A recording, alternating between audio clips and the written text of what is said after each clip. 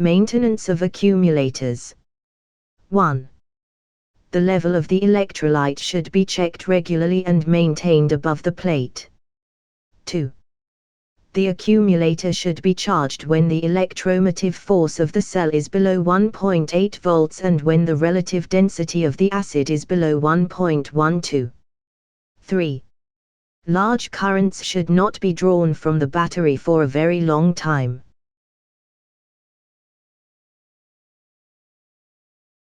Maintenance of accumulators.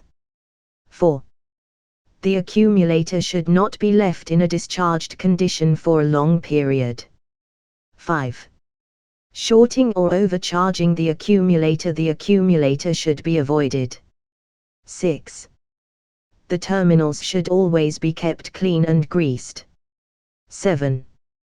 The accumulator is not placed directly on the ground but not on an insulator.